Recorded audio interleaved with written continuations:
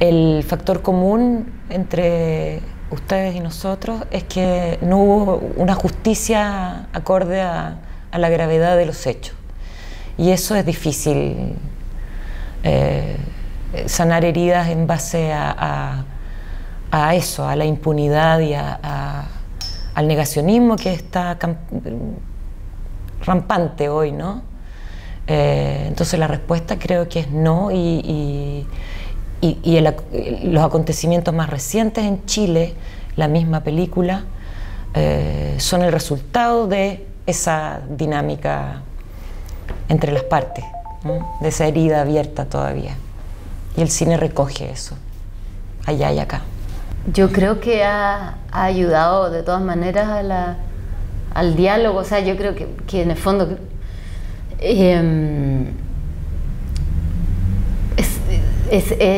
genera esto mismo que decía Lalín, de que hay personas que la reciben de una manera, son más receptivas, y otras personas que les genera más rechazo o más distancia, y eso también creo que es un fenómeno interesante de ver, porque evidencia esto mismo, el cuánto no queremos revisar algunas situaciones de nuestra historia, algunos periodos de nuestra historia que nos resultan delicados o que son dolorosos.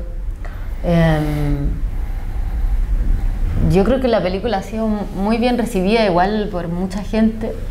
Creo que tiene que ver con que es una mirada muy humana, como que apela a la humanidad de un personaje. Entonces creo que eso ayuda como a la reparación o a un diálogo un poco más constructivo y no como de choque. Pero creo que también pasa eso, que me parece que la película está hecha para eso, para justamente remover cosas, y parte de ese remesón es que aparezca gente que esto le incomode también. Claro, es una forma de comprender el presente, también es poder comprender el pasado, es totalmente natural. Entonces se genera esta falsa polémica de esta especie de obsesión desde el cine o desde el teatro, la literatura, sobre estos momentos históricos.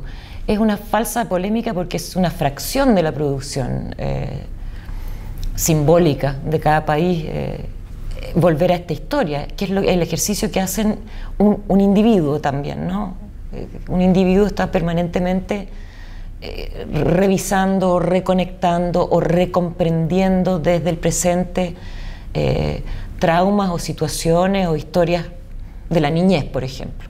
Lo hace un individuo, por lo tanto eso también lo hace el colectivo, una sociedad, en las distintas temáticas que aborda el cine.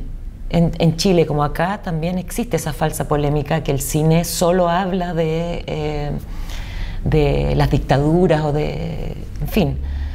Pero también volver a esos temas nos permite entender cuánto de eso queda en nuestro presente y cómo seguimos organizando nuestra sociedad sobre esos traumas, sobre esas desapariciones finalmente, que creo que es el dolor más permanente que nos atraviesa tanto a España como a Chile, y que nos hace volver permanentemente a eso, intentando explicar o transmitir a nuevas generaciones el por qué somos así, es porque vivimos esto.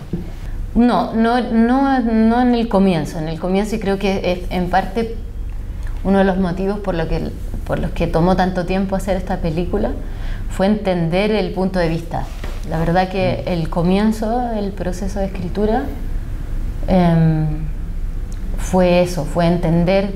Yo tenía como la pulsión de contar una historia que estaba basada o inspirada en la historia de mi abuela, pero me costó entender cuál era el eje, y creo que ahí también la coescritura con Alejandra Moffat, la co-guionista, ayudó mucho como a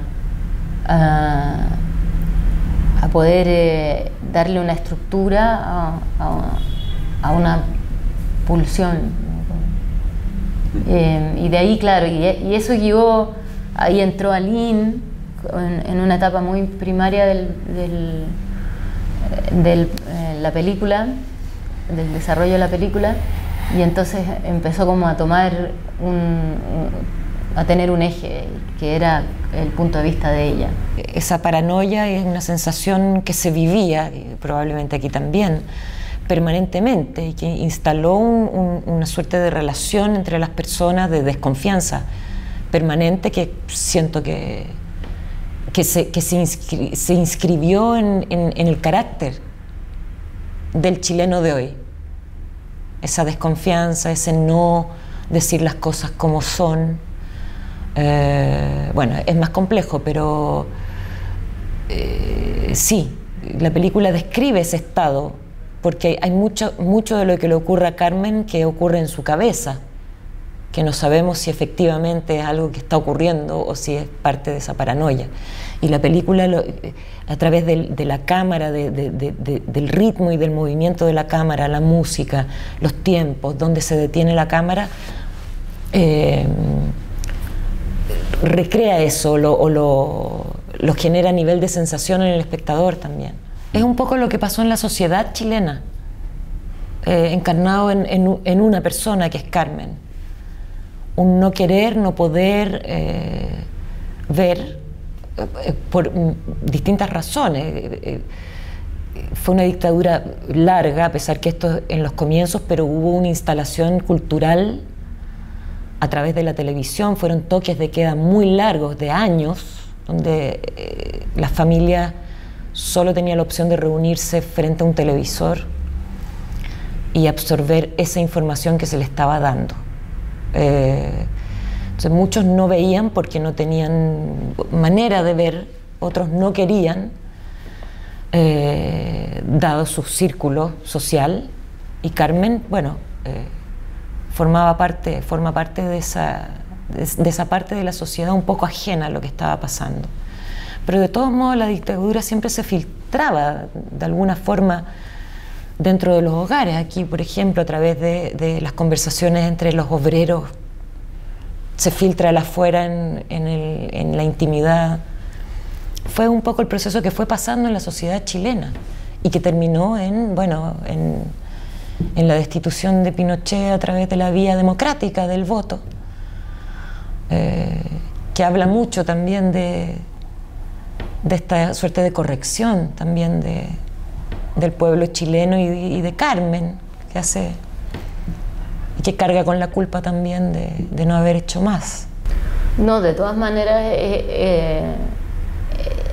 apuntaba a eso la película de cómo esta mujer que viene de un espacio cómodo, de un ambiente burgués, muy privilegiado, que tiene, que justamente como decía Lynn, ¿no? hay indicios de que está pasando algo y ella tiene una sensibilidad que la hace observar esos pequeños signos, ¿no?